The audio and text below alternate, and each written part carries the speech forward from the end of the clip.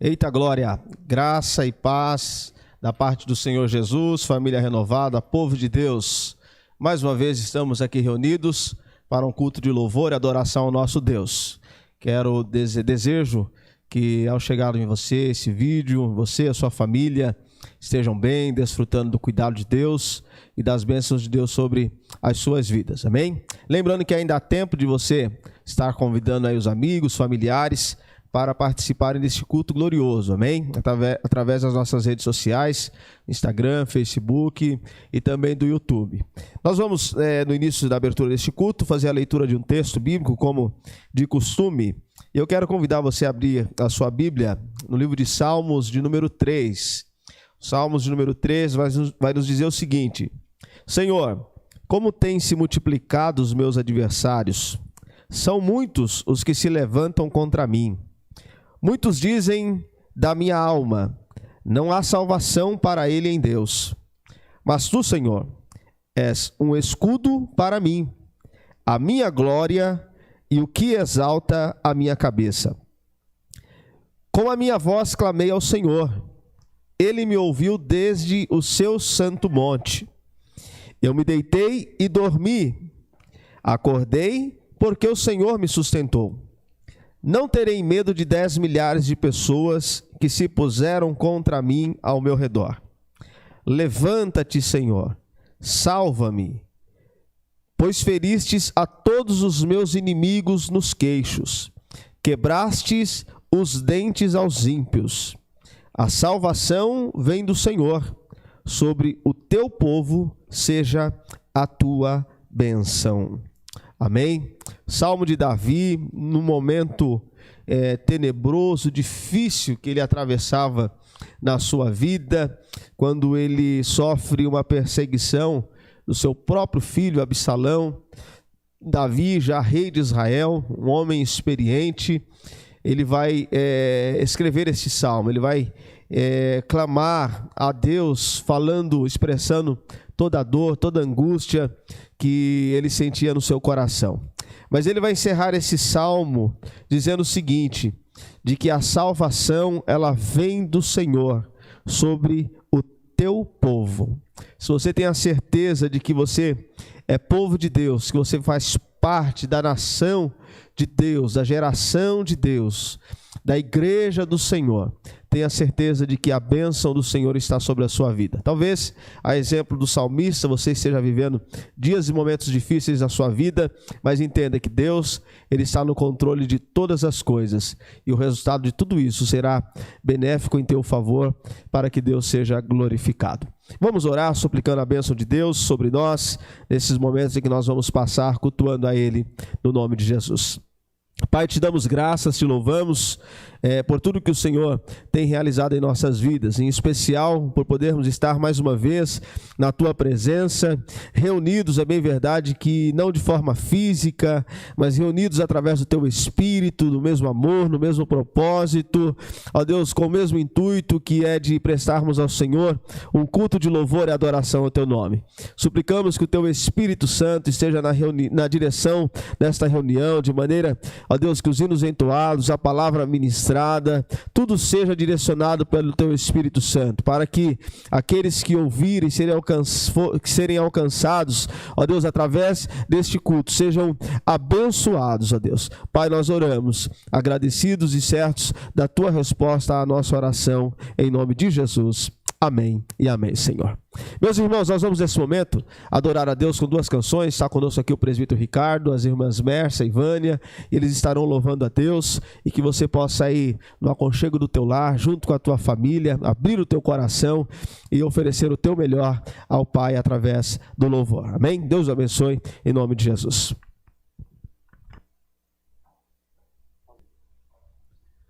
A paz do Senhor, igreja, boa noite a todos.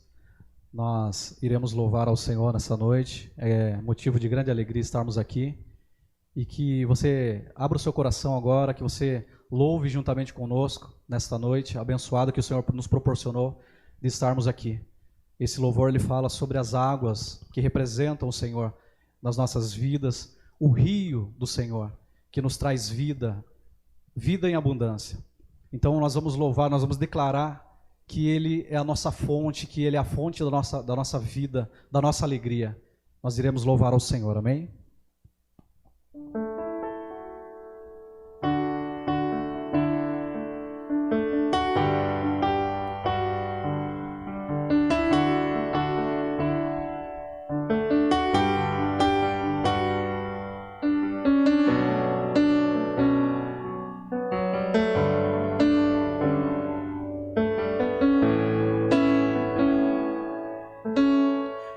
Existe um rio, Senhor,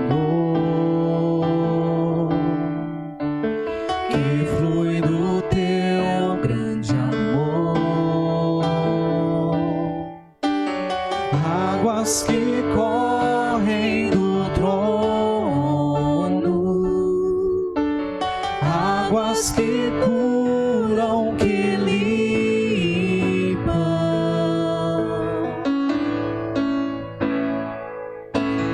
Por onde o rio passar, tudo vai transformar,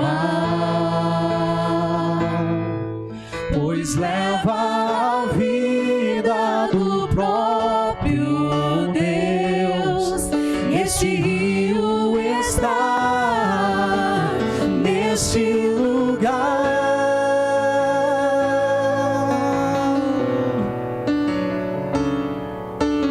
Quero beber do teu rio, Senhor. Sacia minha sede, lava o meu interior. Eu quero fluir em tuas águas. Eu quero beber da tua fonte, fonte de águas vivas. Tu és a fonte, Senhor.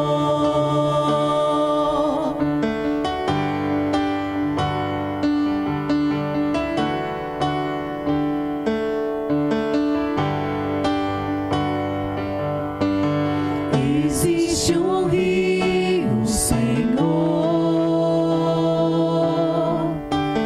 que flui do teu grande amor,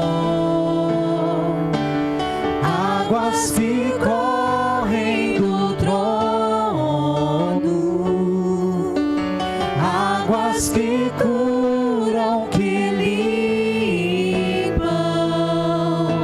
Por onde ele passar, Por onde o rio passar, tudo vai transformar,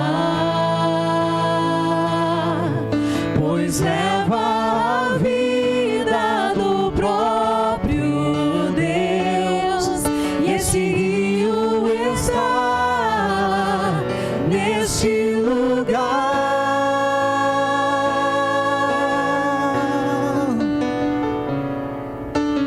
Quero beber do teu rio, Senhor. Sacia minha sede, lava o meu interior. Eu quero fluir em tuas águas. Eu quero beber da tua fonte, fonte de águas vivas. Tu és a fonte.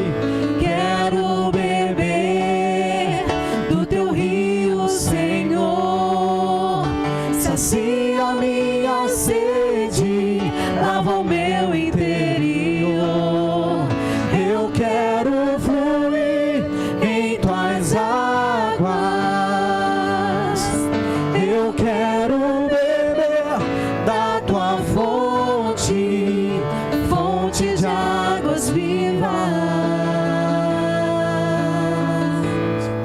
Tu és a fonte, Senhor.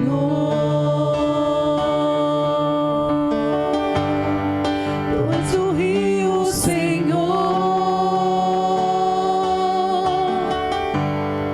Tu és a fonte. fonte, Senhor. Tu és o rio, Senhor.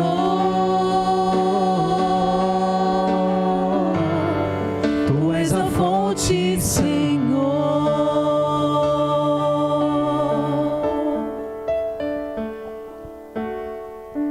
Assim como o Senhor é a fonte, a nossa fonte, a fonte da nossa alegria, é a fonte da nossa vida, assim também as mãos do Senhor nos seguram quando as águas vêm tentar nos submergir, vêm tentar nos tirar a paz, quando nós estamos nos afogando, quando nós não temos mais para onde correr, as mãos do Senhor vêm e nos salva. Então acredite, nesta noite, no lugar onde você está, no seu coração, no íntimo do seu coração, independente da situação que você está passando, as mãos do Senhor são poderosas para te salvar, para te tirar do mais profundo abismo, do mais profundo mar, o mar de angústia que te entristece, que tira a sua alegria. As mãos do Senhor estão tocando aí na sua vida agora. Receba esta palavra, receba essa ministração e louve juntamente conosco nesta noite. Amém?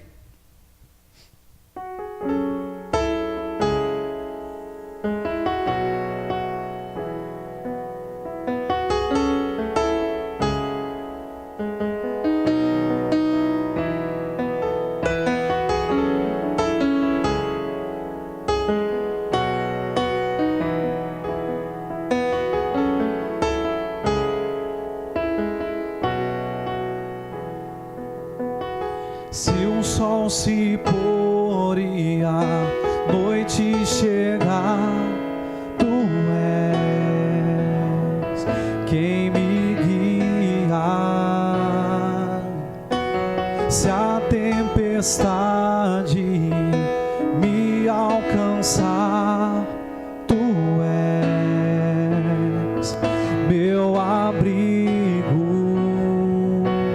Se o mar me submergir, a tua mão me traz à tona pra respirar e me faz andar sobre as águas.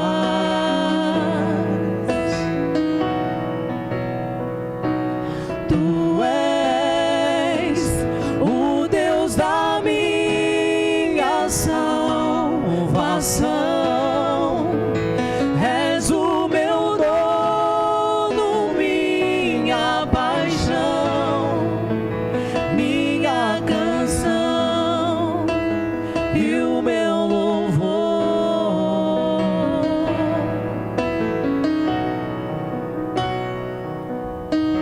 Se o sol se pôr e a noite chegar, tu és quem me guia. Se a tempestade me alcançar, tu és meu abrigo. Se o mar me submergir, a tua mão me traz à tona pra respirar e me faz andar sobre as águas.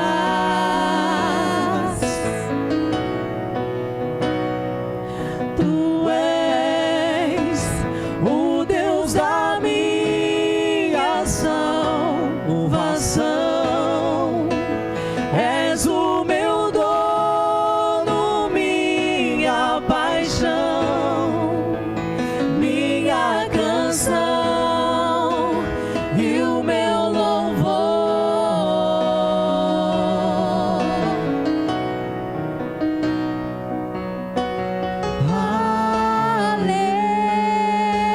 Aleluia.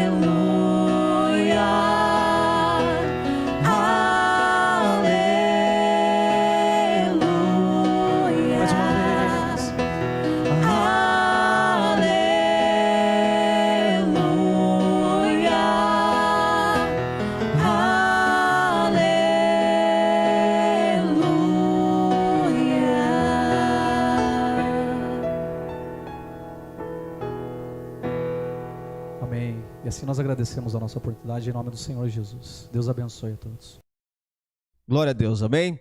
Louvamos a Deus por esse momento de louvor e adoração, onde eu tenho certeza que o Espírito de Deus ele já tem falado ao teu coração, à tua alma, através desses hinos que foram cantados, entoados ao nosso Deus. Eu quero nesse momento compartilhar uma palavra da parte de Deus com você, que está com a luz do texto da palavra de Deus lá em Gênesis, primeiro livro da Bíblia, capítulo de número 30. Eu quero ler aqui 2 versículos. No decorrer da ministração nós vamos discorrer aqui por alguns outros textos, outros capítulos deste livro, mas eu quero, à luz desse texto, trazer uma palavra da parte de Deus ao teu coração. Então vamos ler capítulo 30, versículos de número 23 e 24 do livro de Gênesis. Diz assim: E ela concebeu e teve um filho, e disse: Tirou-me Deus a minha vergonha, e chamou o seu nome José, dizendo: O Senhor me acrescente outro filho.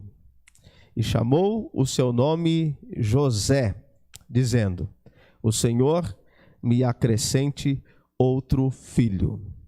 Eu quero ministrar ao teu coração uma mensagem com o seguinte tema: José, um exemplo a ser seguido.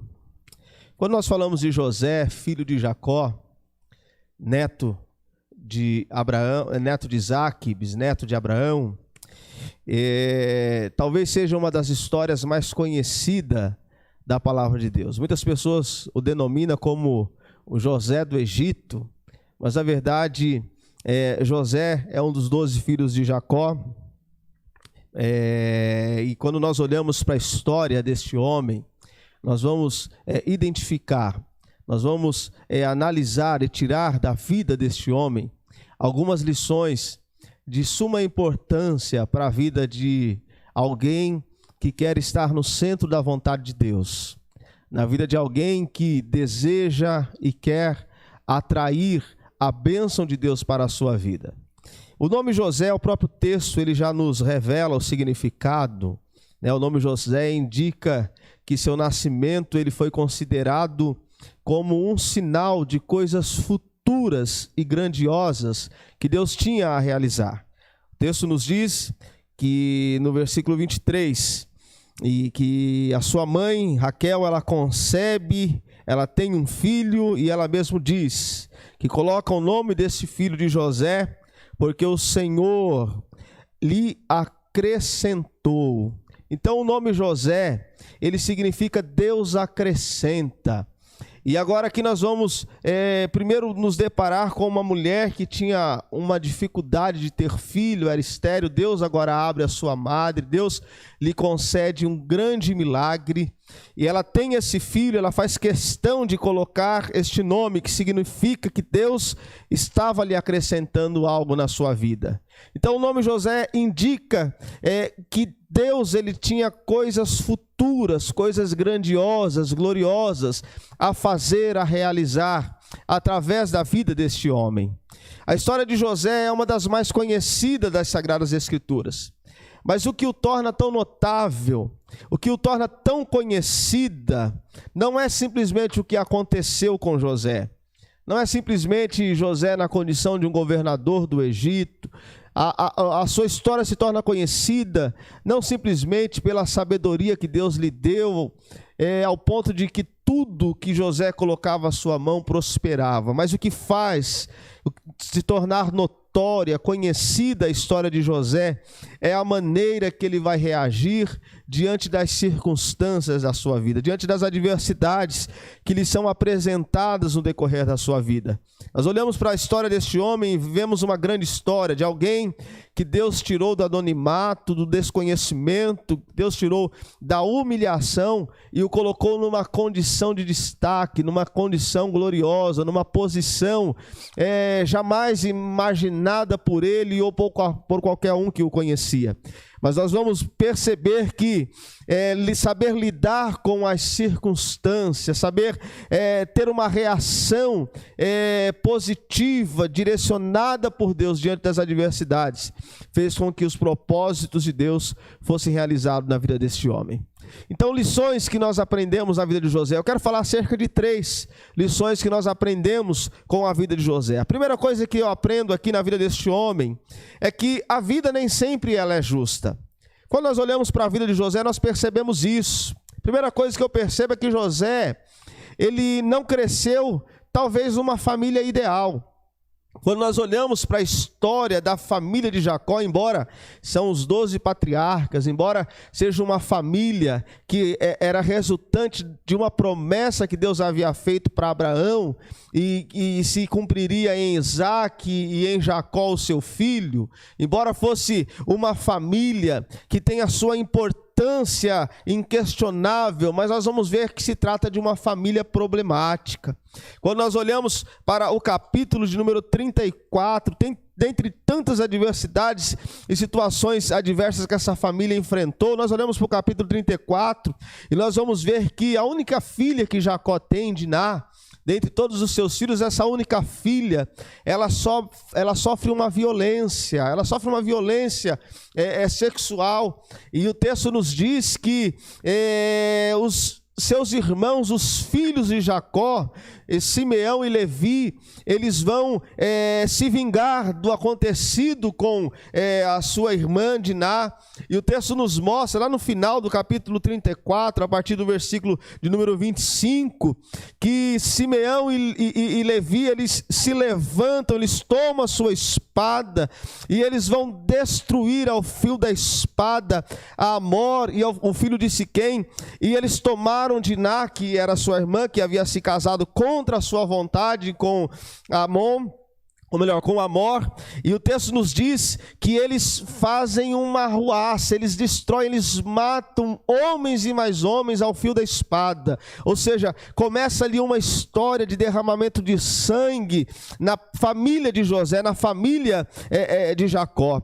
Quando nós olhamos para o capítulo de número 37, nós vamos observar que José, ele não estava numa família que talvez ele sonhasse. José, ele não fazia parte de uma família que fosse a melhor família do mundo, porque José, ele começa a enfrentar algumas adversidades dentro da sua própria casa.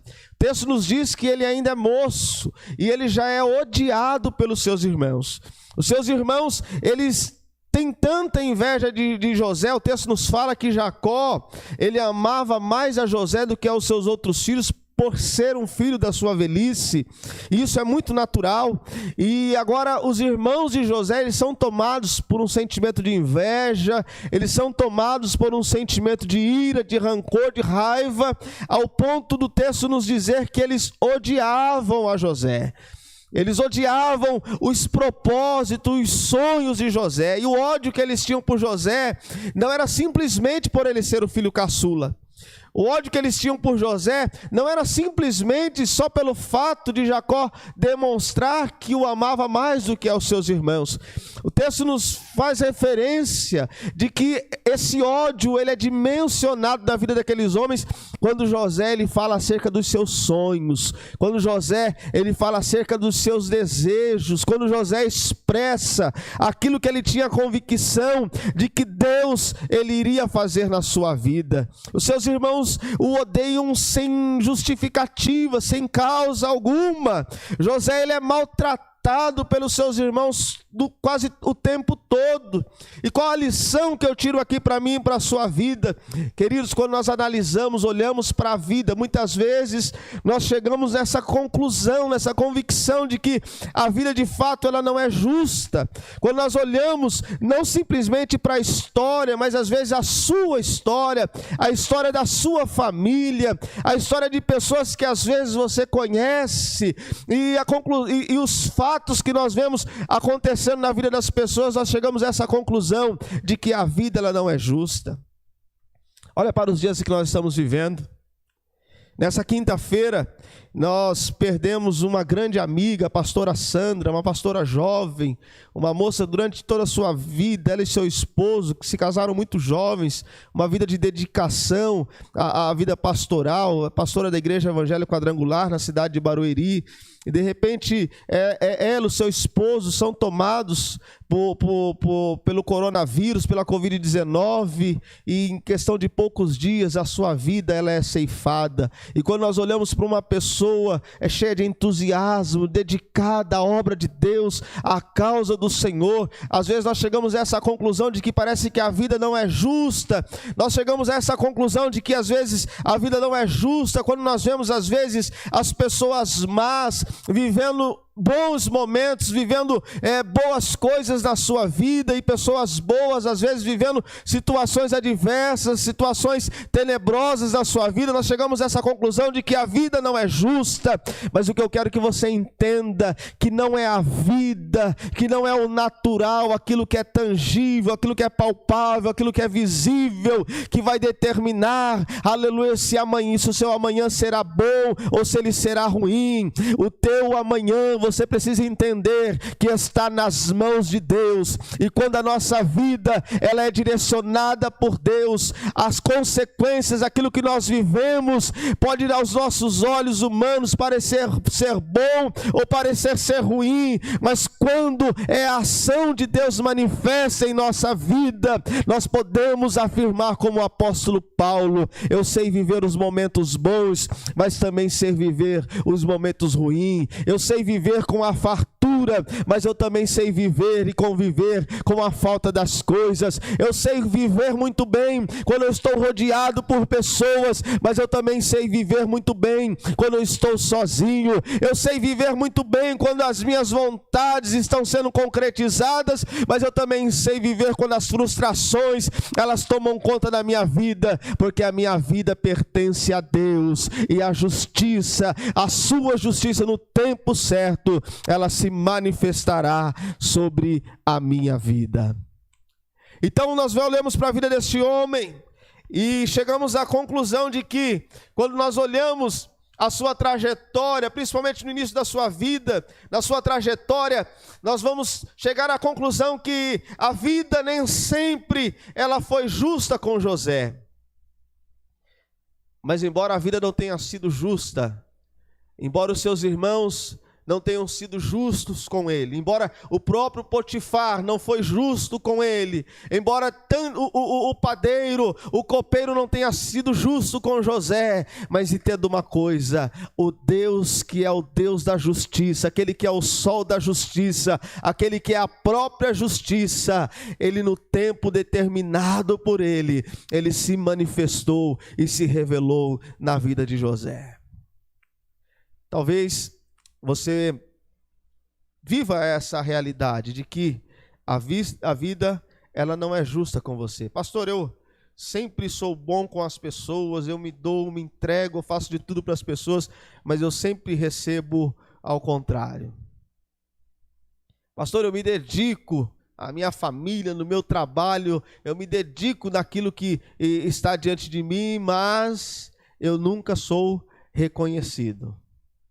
Entenda uma coisa: mesmo que você viva o senso da injustiça para com a tua vida, se Deus ele estiver na condução e na direção da sua vida, se é exemplo de José, você não se desviar para a direita e nem para a esquerda, mas estar focado, olhando para Jesus, que é autor e consumador da nossa fé, no tempo certo, a glória dele se manifestará na sua vida.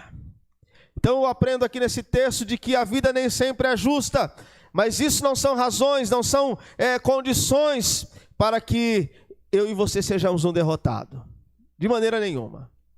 Não são razões. A injustiça da vida não são razões para eu e você vivermos reclamando, vivermos murmurando, vivermos nos lamentando. Não, mas olhe para a vida. Aleluia, viva o hoje. Aleluia, como melhor do que ontem. E já planeje o seu amanhã para viver melhor do que hoje, para que a vontade de Deus ela se estabeleça sobre a sua vida.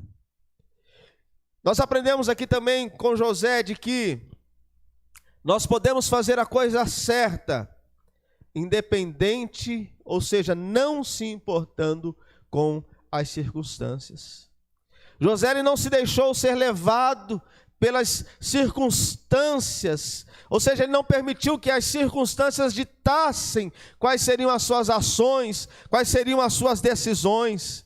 Quando nós olhamos para o capítulo 39, nós vemos José na casa de Potifar, e os senhores conhecem muito bem a história, que ele vivencia, que ele enfrenta na casa de Potifar, alguém que adentra naquela casa, é bem verdade que na condição de um escravo, mas que no decorrer do tempo se torna ele é notificado, no decorrer do tempo se torna uma pessoa de confiança, no decorrer do tempo o seu próprio patrão, Potifar, enxerga e vê Deus na vida de José. Com o decorrer do tempo, José se torna alguém conhecido como uma pessoa próspera, ele se torna praticamente, ele se torna o mordomo, ele se torna a pessoa mais importante na ausência de Potifar na sua casa, ou seja, alguém que no decorrer do tempo ele é exaltado, ele é honrado. De repente, do dia para a noite, José é humilhado. José sai da casa de Potifar. E o lugar para onde ele é levado não é para um lugar melhor do que onde ele estava. Ele não é levado para um lugar que ele merecia, mas José ele é levado para a prisão. Mas José ele não permite que as circunstâncias ditassem, que as circunstâncias falassem ao seu ouvido quais deveriam ser as suas ações. Mas José ele olha para as circunstâncias e ele entende que mesmo numa situação difícil, mesmo numa situação onde ele é julgado, onde ele é sentenciado por um crime que ele não havia cometido, José ele tem a convicção de que Deus ele está com ele.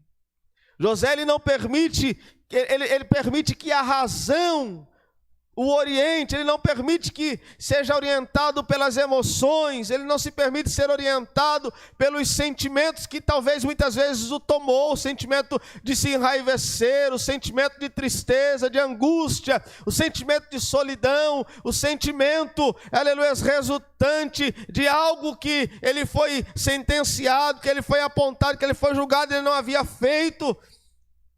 Ele não permite que esses sentimentos aflorem na sua vida, mas ele se permite ser direcionado pela sua razão.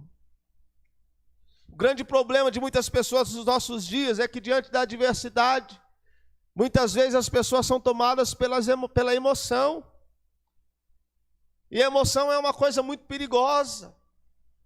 A emoção muitas vezes nos leva a falarmos aquilo que às vezes passou na nossa mente, mas não deveria ser falado.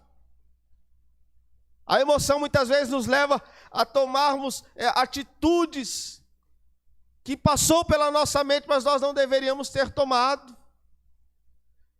Nessa onda digital que nós vivemos nos nossos dias, a emoção muitas vezes nos leva a nós postarmos nas redes sociais, a nós postarmos, às vezes, os nossos status, aquilo que nós não deveríamos ter postado.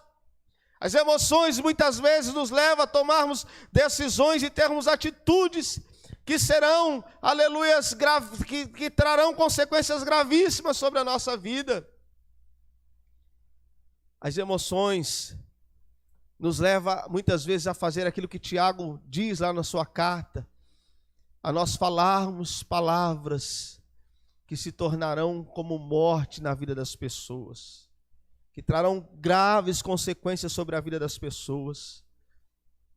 Nos dias em que nós vivemos, principalmente no mundo dos negócios, no mercado de trabalho, existe algo que é de suma importância. Durante muito tempo, o QI foi de uma importância, uma relevância muito grande na vida profissional de muitas pessoas, mas hoje o que está mais em evidência é o equilíbrio emocional.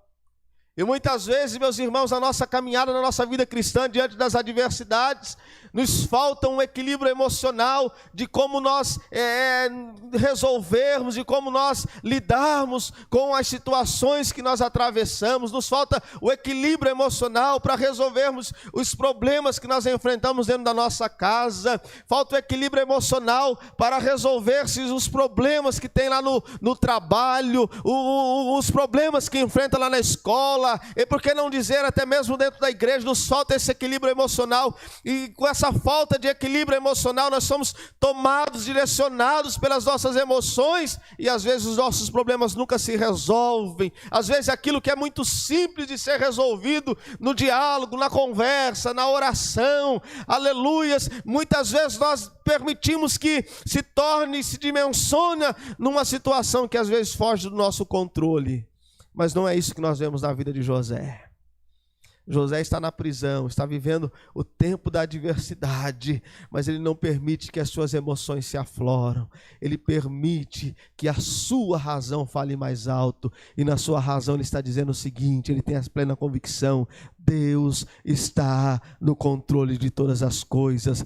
A razão de José o levava a ter a seguinte convicção: os sonhos que eu sonhei quando ainda jovem, quando ainda muito moço, eu tenho certeza que não são sonhos meus, mas são sonhos de Deus, e no tempo certo Ele se manifestará, Ele cumprirá os seus propósitos na minha vida. Não permita que as suas emoções elas falem mais alto na sua vida. Não permita que as suas emoções te levem a ser uma pessoa que não tem controle na sua própria língua, na sua fala. Hoje não se fala só no controle na língua, mas controle nos dedos também, né? Ou seja, quando vai digitar. Não permita. Não permita, numa linguagem muito simples e compreensível, e fácil de se compreender, não permita que a falta do controle emocional te leve a ser uma pessoa, como diz lá nas Minas Gerais, uma pessoa desaforada. Não permita, mas permita que a tua vida ela seja direcionada pelo Espírito Santo de Deus. Que a tua vida ela seja direcionada pela palavra de Deus. Que a exemplo de José, a minha vida seja direcionada pelo próprio Deus. Nós olhamos para o nosso país hoje, nós estamos vivendo uma crise política, e quando eu começo a observar, quando eu começo a olhar, além do egoísmo que toma, o egocentrismo que toma conta da vida de muitos cidadãos da nossa política, eu percebo que o que tem faltado é essa razão, essa falta de controle emocional que traz consequências que afetam toda a nossa sociedade. Seja um pai, seja uma mãe, seja um esposo, uma esposa, um filho, seja um servo de Deus, uma serva de Deus, aleluias, que controle as suas emoções, que permita que a sua razão oriente as suas ações. Então, com José nós aprendemos que podemos fazer a coisa certa, independente das circunstâncias, dependente do momento que nós estamos vivendo. A exemplo de José, podemos até estar na prisão, mas eu vou fazer a coisa certa, independente das circunstâncias. Terceira coisa que nós aprendemos aqui com este homem é que nós devemos nos lembrar de algumas coisas e nos esquecermos de outras. Nós precisamos nos lembrar de algumas coisas que Deus já fez, que já aconteceu nas nossas vidas, mas nós devemos nos esquecer de algumas outras coisas que amarguraram, que machucaram as nossas vidas. Lá no capítulo 41, a partir do versículo 51, o texto nos diz que: e chamou José o nome do seu primogênito Manassés, ou seja, o seu primeiro filho. José aquele já é governador no Egito, e ele tem o seu filho, seu primeiro filho Manassés. Por que ele coloca esse nome Manassés? Porque ele diz o seguinte: Deus me fez esquecer de todo o meu trabalho e de toda a casa de meu pai. José, quando ele tem o seu primeiro filho, ele coloca esse nome porque ele está declarando o seguinte, ele está esquecendo o seguinte: Deus me deu esse filho, Deus me deu esse presente para eu me esquecer de toda a trajetória dolorosa que eu vivi. Quando José expressa aqui esquecer a casa do meu pai, ele está falando se esquecer das tribulações, das aflições, das adversidades, das perseguições. É bom lembrarmos que José ele vai para o Egito na condição de um escravo, não é por consequência dos atos dos seus inimigos, não, mas consequência dos atos dos seus próprios irmãos, consequência da ira, da inveja, do ódio dos seus próprios irmãos. Essa é a razão que ele está dizendo: Deus me fez me esquecer de todo o meu trabalho. Ou seja, eu creio que passa na mente de José agora o momento que ele é lançado na cova, o momento que ele é tirado da cova, e talvez da esperança de que aquilo não se passasse de uma brincadeira dos seus irmãos, mas ele é tirado da cova e colocado sobre uma carruagem. Talvez passa na sua mente o momento que ele está se direcionando, sendo dirigido com aquela comitiva de ismaelitas, sendo levado para o Egito. E lá no Egito ele é vendido mais uma vez como escravo.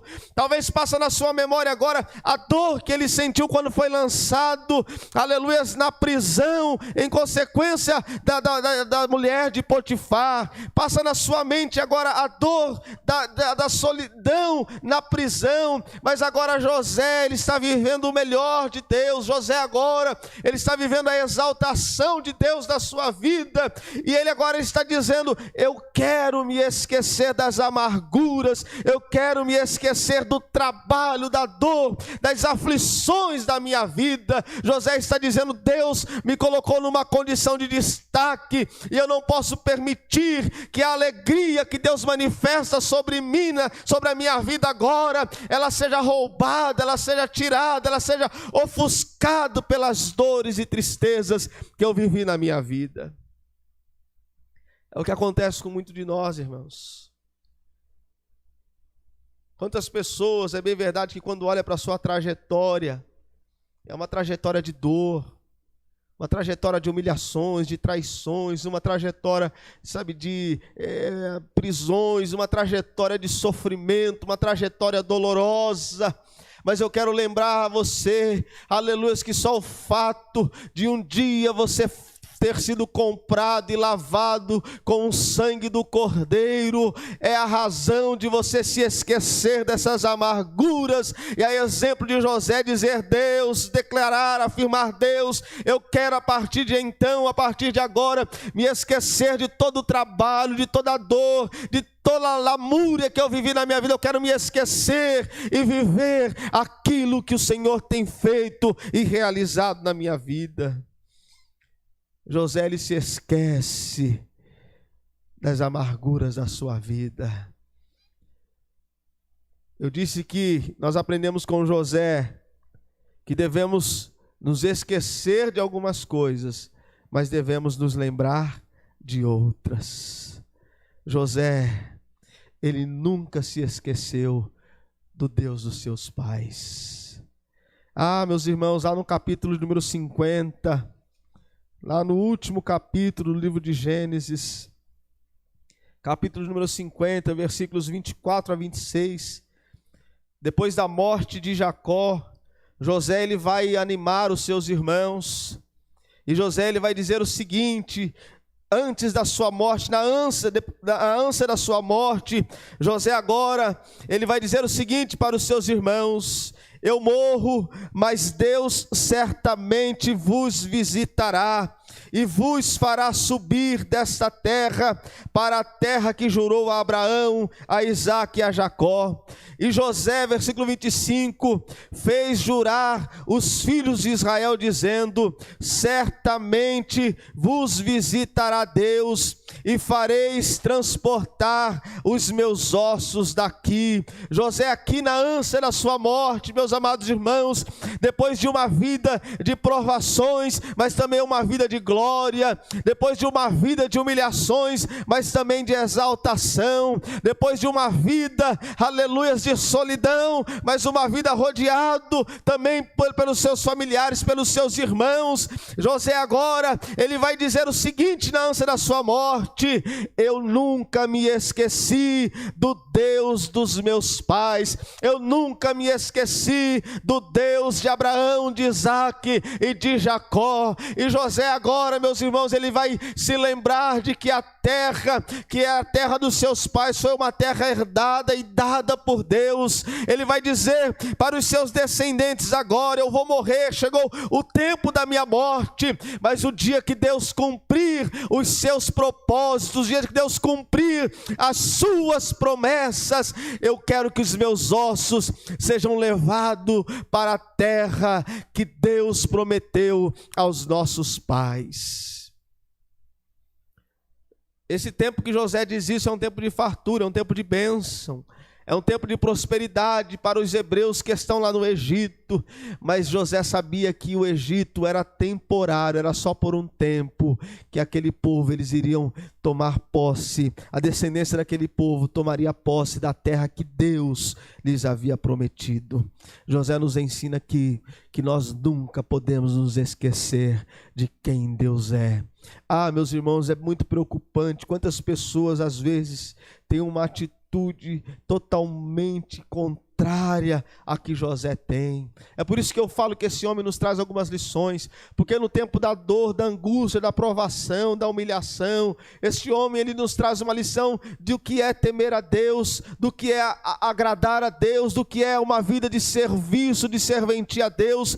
Ao mesmo tempo que esse homem, quando está vivendo o tempo da glória, quando está vivendo o tempo triunfante da sua vida, ele não vira as costas para Deus, mas ainda assim, ele expressa a dimensão do amor que ele tem por Deus. E é preocupante que nos nossos dias, quantas pessoas estão virando as costas para Deus, estão abrindo mão de servir a Deus, e as razões dessas decisões é porque estão aprofundadas em problemas, em angústias, em situações adversas. Ou seja, no outro extremo nós vamos olhar pessoas que também estão se afastando de Deus, virando as costas para Deus, e as razões que essas pessoas estão fazendo isso é por causa das bênçãos que Deus manifestou sobre ela. Ou seja, eu tenho uma boa casa, eu tenho um bom carro, eu tenho um bom emprego, eu tenho amigos, eu tenho isso e aquilo, então Deus fica em segundo plano. Essas são as razões, os motivos de eu não ter uma vida de compromisso com Deus. Seja como José, no tempo da provação e da luta, seja grato a Deus, mas no tempo da alegria, no tempo da bênção, seja grato a Ele.